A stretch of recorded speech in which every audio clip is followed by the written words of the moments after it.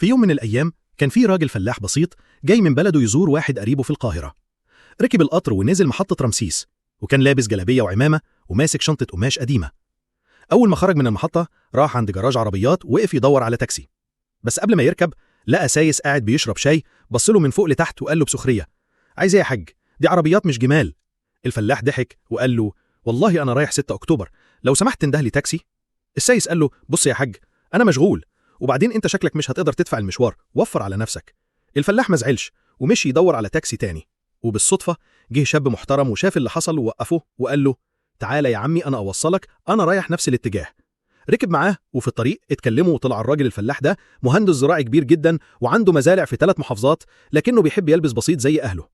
وصلوا 6 أكتوبر، وقبل ما ينزل فتح الشنطة القماش وطلع ظرف فيه مبلغ محترم واداه للشاب وقال له: ده حقك، مش علشان وصلتني، علشان كنت بني آدم محترم.